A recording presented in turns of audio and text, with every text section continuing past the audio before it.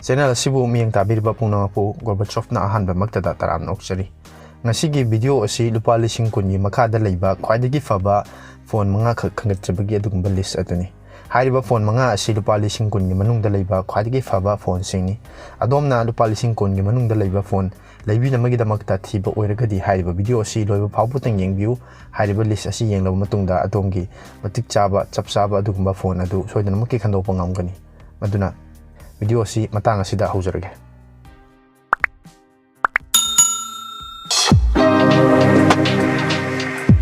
Ngasigi list asigi manga subada amasung ihan hanbada leiriba phone asi Motorola gi Moto G60 ni. Hairiba phone asi processor da Snapdragon 732 processor, battery da 6000 mAh ke battery ni aduga 20 watt ke fast charging support tawi. Hairiba phone asi 120 Hz ki screen refresh rate ka loina na lai.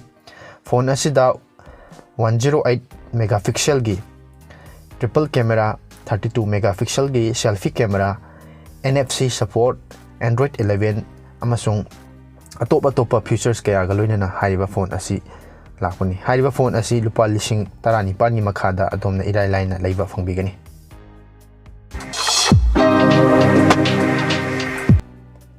List asigi ani subada amasung mari suba position da leiriba phone asi Realme 8 Pro ni. Hairiba phone asi su processor da Snapdragon 720G processor, Super AMOLED display, battery da 4500 mAh ki battery ni. Loina na hairiba sida 50 watt ki fast charging su support tawi.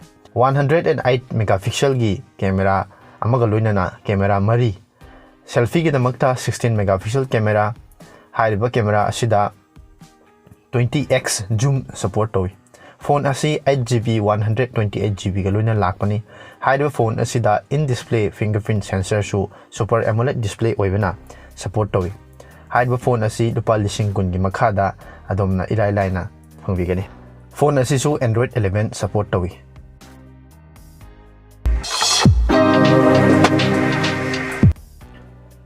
Ngasigi list asigi ahum subada amasung third position da leiriba phone asi Redmi Note 10 Pro Max ni.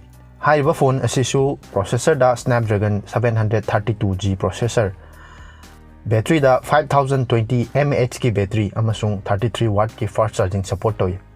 Display da Super AMOLED display ni. 108 megapixel gi camera loina na selfie ki damakta 16 megapixel camera ni. Phone asi 120 Hz ki screen refresh rate, Android 11, MIUI 12 amasung Corning Gorilla Glass 5 ki protection su yauri. Hairiba phone asi su lupa lising kun gi makhada leiba yamna faba adugumba design su yamna phajaba adugumba phone amani. Adomna lupa lising kun gi makhada leiba phone ama leibi namagidamagta thiba oiragadi hairiba phone asi sungsoi soidana yengbiba yagani.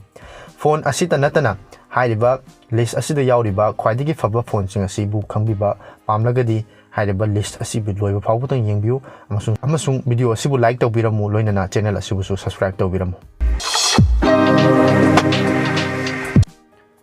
Ngasigi list asigi mari subada amasung ani suba position da leiriba phone asi 5G phone amani. Maram asina aina masigi list asigi ani suba position da thamjabani.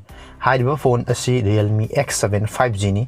Phone asida processor da Dimensity 800U processor, loinana battery da 4310 mAh ki battery ni. Hairiba battery asida 50 watt ki fast charging su support tawi. Screen su Super AMOLED display oibana yamna nungaiba adugumba phone amani. Hairiba phone asida 64 megapixel gi triple camera, selfie gi damakta 16 megapixel amasung hairiba phone asi dual 5G support tawi. Super AMOLED display oibana hairiba phone asida su in display fingerprint sensor su yauri. Hairiba phone asi su lupa lising kun gi makhada leiba yamna faba adugumba phone amani. Amasung phone asi leiba matamda tungda lakadraba 5G network ki damakta su future proof oiraba adugumba phone ama oibana hairiba list asigi ani suba position da thamjabani. Hairiba phone asi su adomna lupa lising kun gi makhada leiba phone leinabagi damakta thiba oiragadi hairiba phone asi su sungsoi soidana yengbiu.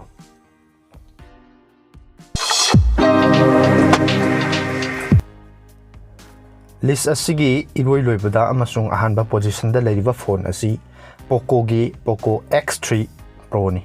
हाइरिबा phone असी ऐना याहन हनबा position थमजबगी मरमदी मसिदे याउरिबा processor असी Snapdragon 860 processor ने हाइरिबा प्रोसेसर असी अदुगुम्बा फ्लैगशिप प्रोसेसर ने अतांग अतांगबा लुपा लिसिंग कुंथ्रागी मथक्ता लेबा फोन सिंगदे याउबा अदुगुम्बा यामना फबा प्रोसेसर ने हाइरिबा प्रोसेसर असिदा अदोंगी गेम यामना स्मूथ ओइना सानबा यागनी नोंगगी ओइबा डेली टास्कसिंग तौबा मतमदा लेग अमसुंग हैंग न चिंगबा अमता थेंगनरोय हाइरिबा फोन असिसु 120 हर्ट्ज की स्क्रीन रिफ्रेश रेट बैटरी दा 5160 mAh की बैटरी नी 33 वाट की फास्ट चार्जिंग सपोर्ट तौई फोन असिदा LPDDR4 की रैम याउरी 48 मेगापिक्सल कैमरा की अदुगुम्बा कैमरा अमगा लोइनना कैमरा मरी लोइनना सेल्फी की दमकता 20 मेगापिक्सल सु याउरी हाइरिबा फोन असिसु लुपा लिसिंग कुन की मखादा फंगबा ख्वाइदगी फोबा फोन सिंगी मनुंगदा अमनी